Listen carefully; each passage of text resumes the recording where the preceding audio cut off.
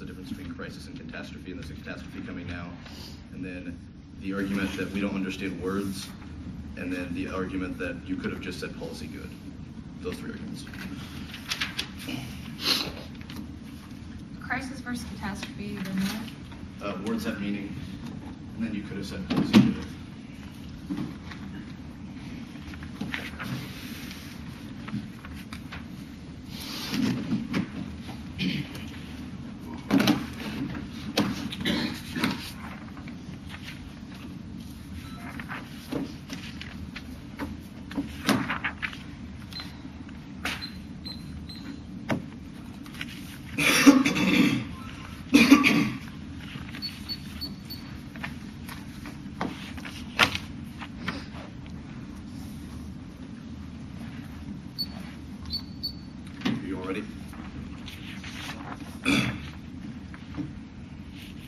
There is no catastrophe in debate coming now. Their desire to create a crisis in debate through their one you see as a bad idea. Subpoint A, if they win that they create a crisis in debate, that is a reason to vote against them. Their claim that collapse is inevitable is nonsense. If we win that standing in solidarity with their project risks the destruction of debate is a reason to reject them now, even if some future crisis was inevitable. The subpoint B, trying to create crises is a horrible way to make decisions, because in a crisis you are likely to make worser decisions and not challenge structures. Tomasian 3.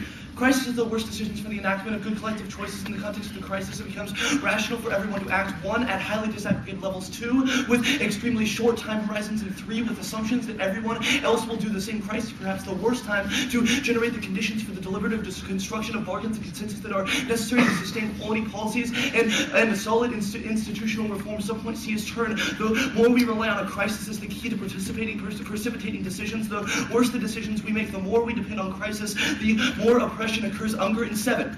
It is part of the project that human empowerment and freedom to diminish the dependence of change on calamity. The greater this dependence, the smaller our chance of combining engagement in a particular role with critical distance from its assumptions, and the greater the chance that institutions and habits will hold our opportunities of practical cooperation with passionate attachment and hostage to the scheme of social division. Subpoint D is no solvency. Changes made in a response to a crisis are not sustainable. Tomasian 3. Crises are not the best times for instrumental, solid, durable reforms. The properties necessary to induce adequate change in people's behavior and societal outcomes. Even though crises might facilitate the introduction of some reforms, the reforms introduced in the context of crises were not reforms of deeper determinants of the quality of policies. The reforms do not seem to be generating profound changes either. Subpoint E, there are better alternatives. If there's a problem with the present debate process, we should figure out solutions through alternative frameworks. Have another Sedalia conference where we assess the nature of activity and work as a community towards changes that growth from community dialogue, discussions rather than through individual debates. Debate is not collapsing now. This topic proves the ability to combine the possibilities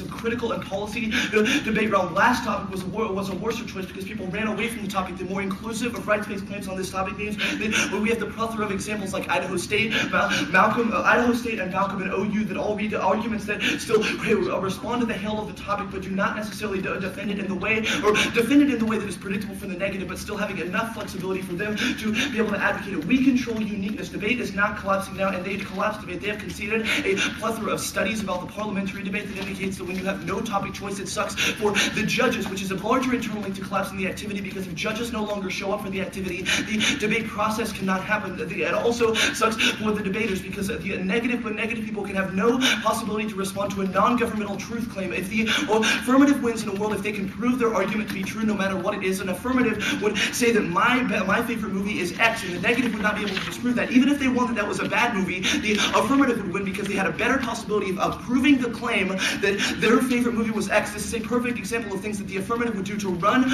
away from the topic. They use the example of debate being like a cancer. This is not true. Our topic on being like a cancer, it does not spread through us. Their affirmative characterization of cancer as a metaphor for debate dehumanizes from Davis and 2K. Illness is not a metaphor. It's the most truthful way of regarding illness. The most healthy way of being ill is one of the most purified and persistent metaphoric thinking world. One such one saying our most elusive under the influence of metaphoric thinking. The diagnosis comes to signify more failings, more mysterious to disease, make it seem the more likely we are to supply with meaning in the greater fear world, if not literal contagion. One cannot think without metaphors, but that doesn't mean that there aren't metaphors that might well abstain or from or try to retire with currently envision illness and assign meaning to it, for example, as a curse only enhances the suffering caused by the illness itself. There's a plethora of debaters that exist now that like the idea of being able to have the topic. Their interpretation would label these people as cursed and attempt to exclude them. The cancer metaphor characterizes an event as undeemingly evil. This characterization of evil might be their conceptualization of the affirmative, but it allows extermination exploitation of the other. Boschman 92, the use of these metaphors in political discourse clearly demonstrates that how powerful and dangerous the metaphoric expressions can mean to life in situations of an illness to acute guilt.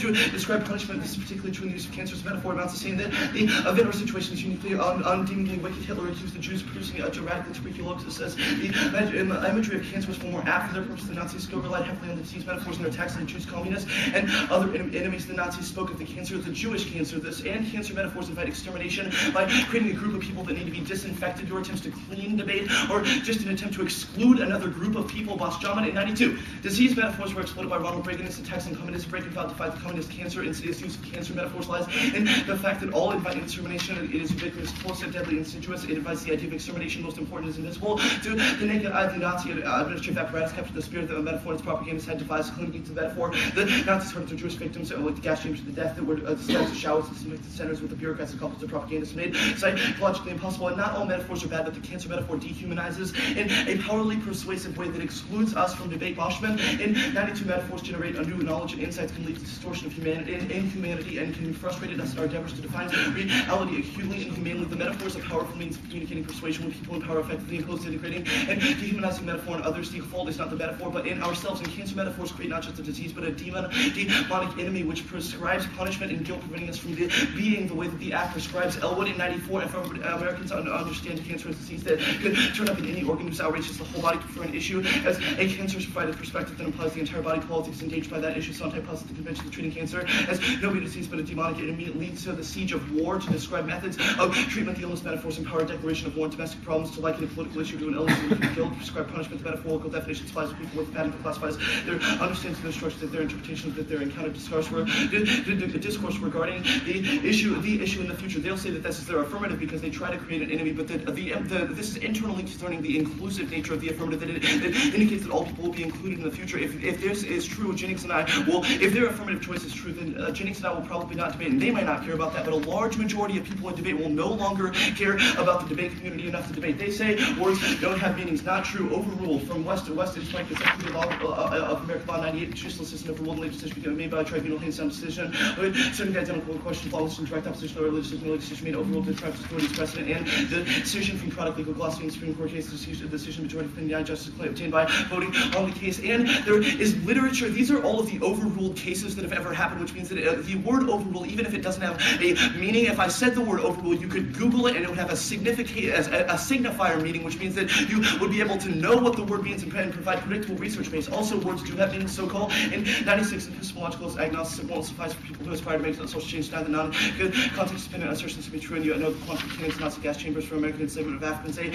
More skepticism or blind agnosticism won't get you anywhere. Cultural critics informed skepticism won't evaluate evidence and logic, come to reason judgment based on that evidence and logic, and rejection of rational thought creates conditions for a person, so-called, of 97. The American left has diverted us from progressive social critique by leading smart and creative people into intellectual fascist philosophies that are inconsistent with producing realistic analysis of society. The decisions we find too, calling too many academics secure in their ivory towers, eyes insulated from the real-world consequences of ideas they espouse, seem to blind the fact that non-rationality has historically been among the most powerful weapons of oppressors. Our postmodern structuralist friends will be claiming to favor some deep kind of reasons such as the celebration of local knowledge and alternative ways of knowing. Also, Baudrillard's argument is empirically falsifying. In 89, everything essential to humankind transpires symbolically as evident. Baudrillard asked rhetorically, is this loss of status or social non-existence less upsetting than hunger? Imagine that one Sir Baudrillard in a restaurant, he peruses the menu, selecting it last with the waiter's recommendation, medallions of veal, accompanied by lightly buttered haricot verts, followed by a salad and a silver apricot tart within, without a quiver, without so much as having seen any food bank. Baudrillard languidly calls for his check, asking for a gracious farewell, having consumed the science of a satisfying repast. Baudrillard cannot afford to concede the validity of empirical standards of proof, or to do so would invite a great many unsettling questions. Is my grandmother's need to sleep caused by manufacture of beds? Who does her sleepiness increase with the rising rate of box spring production? Anyone who can see that this kind of thinking might lead directly to science, which Baudrillard considers merely a system of defense and imposed ignorance. They say we should just say policy good. I think that we should get a new truancy argument here, because there was no argument, there was no idea we could have known that this was true in the 1C. We'll defend the Supreme Court overrules Morrison, that solves for gendered violence, Goldfarb 2K, theorists who devote attention to significance of male violence system to the cause of women's oppression, definition of distribution of power-based violence, because women expressly actualize that power, such actions are de facto prevented, they conform and extends that power, and the Supreme Court would solve for gendered violence from Johnson to the Supreme Court. The highest court of the nation needs to set to remedy discrimination, prevent for the reinforcement of citizen discrimination, first step, persistent privilege, and naming the promise of the nation needs judicial protection, law that's to be held on constitutional protection. Morrison would be upheld the diplomacy for proper evaluation of women's work, recognition, reality, and academic impact of violence against women, for legal place, active violence, and all also harmful. Discrimination will automatically cease to exist. The court needs to follow suit. Jennings will take all the policy good arguments evidence, which means that this is a reason why we should be able to focus on the state because it effectuates real-world change. What's the impact of the counterplan? Well, it's not really a counterplan, it's just an idea of why we should have policy. What's the impact to your idea why we should have policy? People won't have violence committed against them anymore. What's wrong with violence? Because people, it destroys autonomy and choice. What's wrong with autonomy? What's good about autonomy and choice? Did you actually read an impact of any of that? Well, I think that women being beaten is bad, and it would probably Okay, link so to you most think that of women the being beaten is confusion. bad? Okay. And Now, well, I have some questions about your crisis arguments. I will Okay. read some of the non-underlined parts of your Tomasi evidence, which is about economic crises. Furthermore, there is a sense in which crises are the worst condition for the enactment of a good collective choices. As O'Donnell argues, using the example of hyperinflation crisis, how is the 1AC similar to a hyperinflation crisis? This evidence indicates that when we, what the evidence is talking about is that when we talk No, it's about how, it says in a, there is answer the a question, sense. someone- I want to rephrase this just to bring this home. There is a sense. The example of this sense, as O'Donnell says, is hyperinflation. Draw What's your question? that link to the act now. Okay. Hyper- The example that is given is when we attempt to change policy and impose a crisis on the people to be like, you know, something really bad is coming. Do We you have have to a act link to now. Baudrillard's notion of what a crisis is? Or is Are you this gonna let really me just answer talking the about an question? economic crisis? Is it No. talking about an economic crisis? He read the card in the cross-ex. I think we all know it's talking about an economic Okay. crisis. Okay. So, Just wasn't sure. I mean, so So what does that link have the to do? affirmative What does before that have Hallie to do? interrupted me. Okay. The link to the affirmative is that the affirmative attempts to posit the judge and the role of solving for a crisis. That solving for the crisis doesn't change okay. So it assumes that we put subjects in the crisis, right? Not objects. the judge attempts to solve a crisis. Okay. That's bad because when we show a crisis. Sure. Did you read a single piece of evidence about crises that aren't about economic crises? I don't know. I think we read a piece of Unger evidence that talks about policy reforms. This structure, but this structure supposedly requires adjustment only at extraordinary moments of national crisis. It's about national crisis. Yeah, it's right? about policy changes. All right. So it's about a large-scale political crisis. Okay. Now you say arguments like judges won't want to come to debates any longer. That's true. How many people want to come watch 15 off 5 million cards about something? I think that's kind of a bastardization of what an alternative to your No, but I mean, is. it's not an alternative. We don't exclude that. Our arguments don't No, that but those debates our must get to interpretation happen. does not have. I'm just wondering, how is hold on, any kind of hold on. debate really pleasing to watch? I think. What about any form of debate? I mean, is that I think that great? if you really think that this is true, I think you should go talk to Scott Harris, Ross Smith, Dallas Perkins, all these people really Well, sure. enjoy I mean, debate, really but there enjoy are people teaching like people, Bill really enjoy- Shanahan, me, other people on the other side of debate that also find critical debate enjoyable to watch. No, Why is it that those that's- people's see, that's the ideas of difference, what's though. enjoyable to watch That's- are somehow less important? Why I think can't that both those I think people that we exist? preempted this argument. Bill Shanahan, I think the people he probably enjoys watching most are really good debaters that may or may not defend the topic, but I know that he really enjoys watching teams like No, Bill I Shanahan and clearly Concordia. understand I know that that they fact, but enjoy my that. question So is, that why is there a alternative would reason- still be why included is in there- our form of debate. Why is there a reason that only some judges get to pick what they want to watch? There's Others not, but don't. if a Okay. large majority of judges are excluded from the community, And where was your? they- I'll use a little bit of prep real fast. Did you read a piece of evidence that said